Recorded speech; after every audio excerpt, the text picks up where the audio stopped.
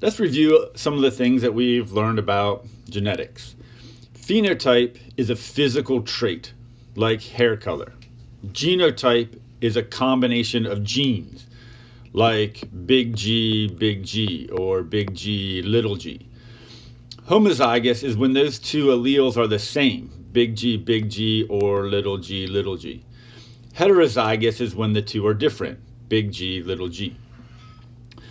Whenever we cross something like big T with little t, we can do that with a Punnett square. So I usually just put the first letters across the top, and then I'll put the second set along the side. I always write the dominant traits first, the capital letter first. That way I know right away that if T has to do with tall, then everything on this side is tall. There's a 50% chance that we have that trait.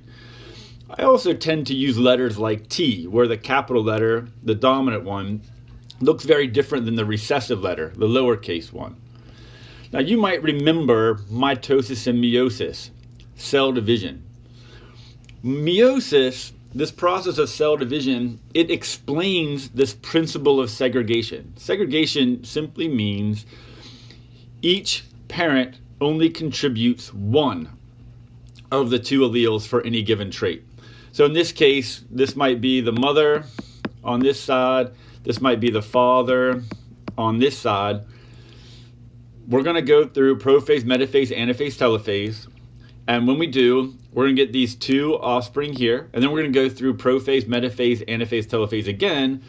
Because meiosis, we're only going to have the haploid number down here in the sperm and egg cells. So with the egg cells, these gametes are only going to carry one of the alleles. In this case, it happens to be the letter R and it's dominant.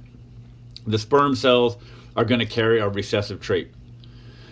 So meiosis explains, that law of segregation explains that each parent can only contribute one of two alleles.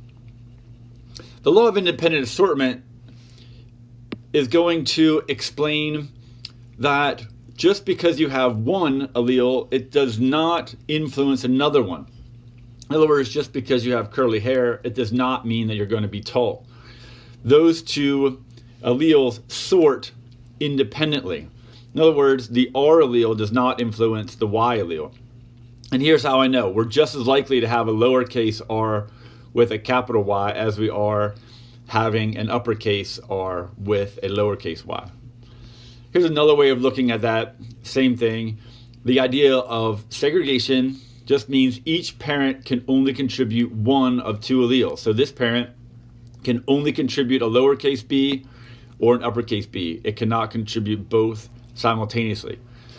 It also is independently sorted. In other words, just because we have a capital T does not mean we have a capital B. We're just as likely to have a capital T lowercase b as we are a lowercase t lowercase b. Now sometimes traits aren't determined that way. There's other ways that traits can be determined. One interesting way is called codominance. Codominance just means that both traits are showing up. So rather than having one or the other, we'll have a case of both. And blood type is a good example of that. Type AB blood is showing both the A phenotype and the B phenotype. It looks something like this. On the blood cell, we have proteins. The type A blood has a type A protein. Type B blood has a type B protein. But AB is codominant. Both traits show up. So I'm going to have both the A and the B. Another example of this would be roan cattle. Roan cattle have both red hair and white hair. Let's work out a problem for roan cattle. So in this case, roan cattle just means a cow has both red hair and white hair. So I'm going to put big R, and that's going to stand for red. Now, not everybody does this. Sometimes they'll use a letter like H here, and they'll make an exponent for the R. H stands for hair color. R would stand for red. This H stands for hair color. W stands for white. But I typically end up just ignoring those H's and just writing the letters capital W, capital W. And if I have an RW, that's going to be roan. Now, a roan cow has both red and white hair. So let's say I were to cross a red-haired cow with a white-haired bull.